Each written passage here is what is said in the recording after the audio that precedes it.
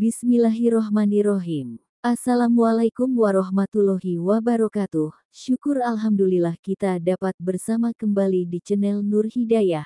Semoga perjumpaan kita ini menjadi amal ibadah yang dicatat oleh Allah Subhanahu wa Ta'ala.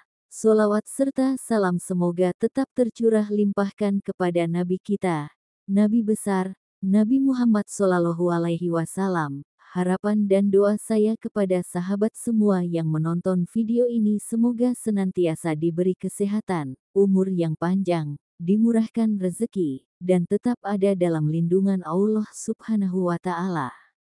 Sahabat semua yang dirahmati Allah Subhanahu wa Ta'ala, dalam perjalanan hidup, setiap manusia pasti pernah diuji dengan rasa sakit. Ada sakit yang tampak secara fisik, tubuh lemah, organ yang terganggu, penyakit yang menyerang. Namun ada juga sakit yang lebih halus, yang tak terlihat oleh mata, tapi terasa perih hingga ke jiwa.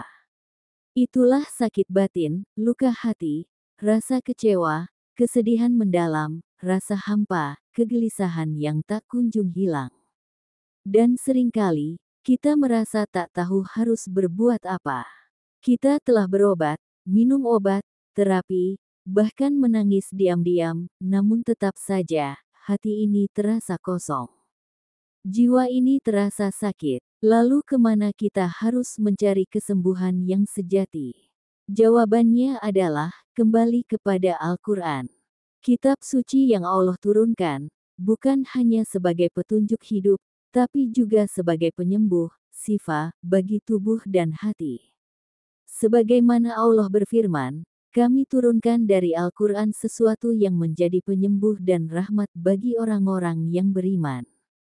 Maka dalam video ini, mari kita renungkan bersama 6 ayat kesembuhan dari Al-Quran, yang bisa menjadi pelipur lara, penguat hati, dan perantara kesembuhan dengan izin Allah yang Maha Menyembuhkan. Ayat pertama, Quran Surat Al-Isra ayat 82. Dan kami turunkan dari Al-Quran sesuatu yang menjadi penyembuh dan rahmat bagi orang-orang yang beriman, dan Al-Quran itu tidaklah menambah kepada orang-orang yang zalim selain kerugian. Quran Surat Al-Isra ayat 82. Sahabat beriman yang dirahmati Allah Subhanahu wa Ta'ala. Ayat ini adalah penegasan dari Allah sendiri, bahwa Al-Quran adalah sumber kesembuhan sejati. Kesembuhan fisik, kesembuhan mental, dan kesembuhan spiritual. Bukan hanya penyakit medis, tapi juga penyakit hati, kebencian, iri, putus asa, stres, trauma, dan kegelisahan. Namun lihatlah, ayat ini juga menyebut rahmat bagi orang-orang yang beriman. Artinya, kesembuhan dari Al-Quran hanya bisa dirasakan oleh orang yang benar-benar beriman, yang hatinya terbuka menerima cahaya Allah Subhanahu wa Ta'ala. Maka sebelum berharap kesembuhan, mari kita bersihkan hati, kuatkan iman, dan mendekatlah pada Al-Quran. Ayat kedua, Quran Surat At-Taubah ayat 14. Allah akan menyembuhkan hati orang-orang yang beriman. Quran Surat At-Taubah 14. Sahabat beriman yang dirahmati Allah Subhanahu wa Ta'ala. Pernahkah kita merasakan sakit yang tak bisa dijelaskan dengan kata-kata? Hati terasa sesak, pikiran kacau, tidak ada semangat menjalani hari. Mungkin tubuh kita sehat, tapi jiwa kita sedang hancur.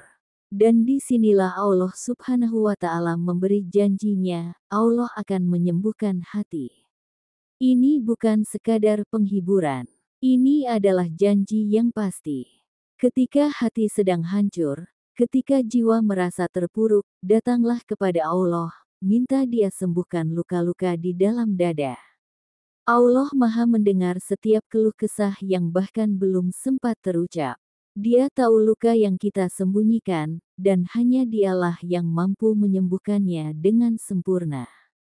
Ayat ketiga, Quran Surat Asy-Syu'ara ayat 80. Dan apabila aku sakit, Dialah yang menyembuhkanku. Quran Surat Asy-Syu'ara ayat 80. Kalimat ini diucapkan oleh Nabi Ibrahim alaihi salam. Betapa kuatnya keyakinan beliau bahwa hanya Allah yang bisa menyembuhkan, bukan makhluk, bukan manusia, bukan obat. Ayat ini mengajarkan ketawakalan yang luar biasa, bahwa saat kita sakit, jangan hanya berharap pada resep dokter atau terapi medis, tapi gantungkan harapan sepenuhnya kepada Allah Subhanahu wa Ta'ala. Bahkan saat pengobatan belum menampakkan hasil, jangan berputus asa. Karena kesembuhan bukan soal obat, tapi soal izin dan kehendak dari Allah Subhanahu wa Ta'ala. Ayat ini bisa kita jadikan zikir dan afirmasi spiritual setiap kali kita merasa sakit, baik fisik maupun batin. Ayat keempat, Quran Surat Yunus ayat 57.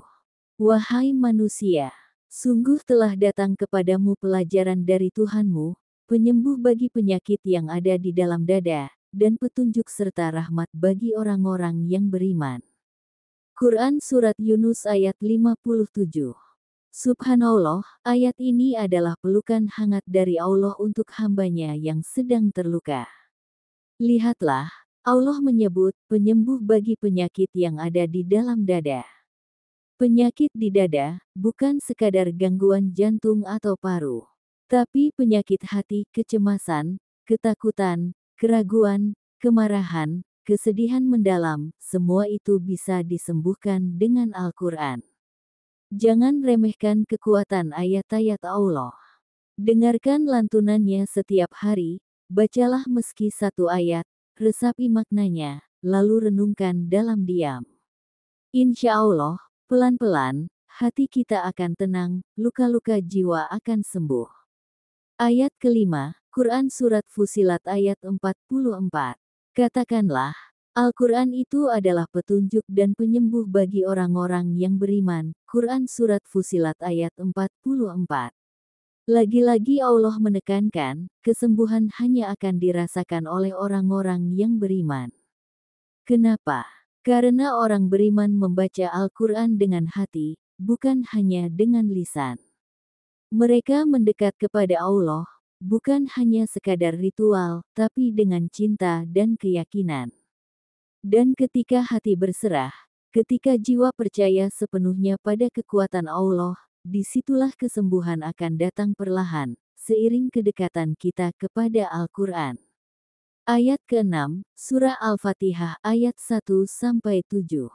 Surah Al-Fatihah dikenal sebagai Ummul Quran dan juga disebut As-Sifa, penyembuh. Dalam banyak riwayat, para sahabat menggunakan Al-Fatihah untuk meruqyah orang sakit, dan dengan izin Allah, kesembuhan pun datang. Cobalah, setiap kali kita merasa sakit, lahir ataupun batin, bacalah Al-Fatihah dengan penuh keyakinan.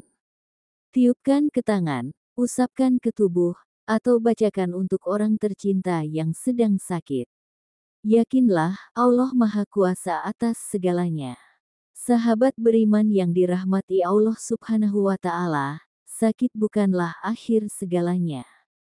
Terkadang, sakit adalah cara Allah mendekatkan kita kepadanya.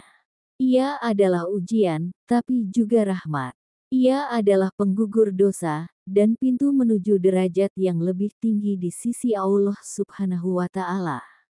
Mari perbanyak membaca Al-Quran, mendekatkan diri kepada Allah, dan memohon dengan hati yang berserah. Semoga Allah Subhanahu wa Ta'ala menyembuhkan setiap luka, baik yang terlihat maupun yang tersembunyi. Semoga Allah menjadikan kita hamba yang kuat dalam menghadapi ujian, dan sabar dalam menanti kesembuhan. Amin ya robbal alamin. Jangan lupa untuk like, share, dan subscribe video ini agar tidak ketinggalan informasi yang menarik lainnya. Wassalamualaikum warahmatullahi wabarakatuh.